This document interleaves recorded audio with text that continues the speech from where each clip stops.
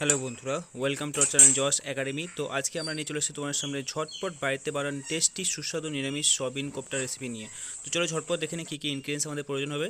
সবার আগে আমরা নুন হলুদ দিয়ে সয়াবিন এবং পিস করে রাখা আলুগুলোকে ভালো করে কেটে থেকে সেদ্ধ করে রেখে দিয়েছি। তারপরে আমরা এখানে লঙ্কা এবং আদা বেটে আলাদা একটা জায়গায় রেখে দিচ্ছি। ওকে, তারপরে এই যে ভাপিয়ে রাখা সয়াবিন এবং আলুগুলো আছে এর থেকে জল আলাদা করে এগুলোকে আমরা ভালো করে শিলনোড়াতে বেটে নিচ্ছি। ওকে, কোপ্তা বানানোর জন্য। তো আলু সয়াবিন, তারপর এখানে আমরা মেথি পাতা দিয়ে দিচ্ছি, তার সঙ্গে পরিমাণ মতো নুন দিয়ে দিচ্ছি, তার সাথে একটু হলুদ গুঁড়ি, একটু জিরে গুঁড়ি এবং এই যে মেথি এটা একসাথে দিয়ে ভালো করে আমরা মিক্স করব। তার আগে একটু কর্নফ্লাওয়ার দিয়ে দেবো। ওকে, তার জন্য এই স্ট্রাকচারটা আরও ভালো হবে, তার সাথে ভালো করে এটা ফ্রাই হয়ে যাবে। ওকে, তো চলো এই কোপ্তা বানানোর জন্য সয়াবিনের এই কোপ্তাটার উপরে ভালো করে মিক্স করে তার উপরে আমরা একটু লঙ্কা গুঁড়ি পরিমাণ মতো দিয়ে দিলাম। এবার গ্যাসের ওভেনে আমরা এখানে প্যান দিয়ে সর্ষের তেল পরিমাণ মতো দিয়ে দিচ্ছি। এবার এই ব্যাটারটা থেকে আমরা এখানে কোপ্তাগুলো তৈরি করে নিচ্ছি ফ্রাই করে। ওকে, বড়ার মতো করে। ঠিক আছে, তো এবার এগুলোকে ভালো করে ফ্রাই করে আমরা অন্য একটা পাত্রে তুলে রাখবো।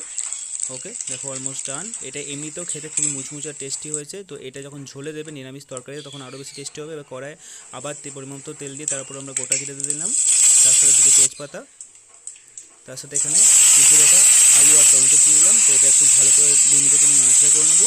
তারপরে এবার পরিমাণ মতো হলুদ গুঁড়ো দিয়ে দিচ্ছি, তার সাথে লঙ্কা গুঁড়ি, জিরে গুঁড়ি, ধনে গুঁড়ি এবং এখানে তার সাথে এখানে আমরা আদার পেস্ট দিয়ে দিচ্ছি। ওকে, এবার এখানে একটু পরিমাণ মতো হালকা জল দিয়ে এই যে মশলাটা আছে এটা ভালো করে এখানে আমরা কষিয়ে নিচ্ছি। উল্টো দিকে এখানে আমরা বাদামটাকে পেস্ট করে নিলাম, শিলনোড়াতে বেটে নিলাম এবং বাদামের এই যে জলটা এর সঙ্গে দিয়ে দিলাম এবং তার সাথে আমরা পরিমাণ মতো নুন দিয়ে দিলাম। ওকে, এবার এইখানে ভালো করে এটাকে আমরা কষিয়ে নিচ্ছি। ঠিক আছে, তার সাথে একটু পরিমাণ মতো চিনি দিচ্ছি, চিনির জন্য এটা স্বাদ আরও বেশি ভালো হবে। তার সাথে এখানে আমরা পরিমাণ মতো জল দিয়ে দিচ্ছি। ওকে, এবার আমরা ঢাকা দিয়ে দিচ্ছি। অ্যারাউন্ড 5 মিনিট পরে আমরা ঢাকনা খুলে নিচ্ছি।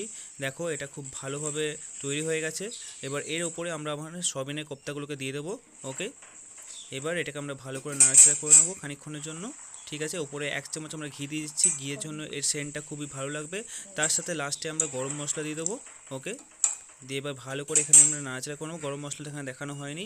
তো এটা 2 থেকে 3 মিনিট নাড়াচাড়া করার পরেই ব্যাস তৈরি হয়ে গেল সুস্বাদু সয়াবিনের কোপ্তা রেসিপি।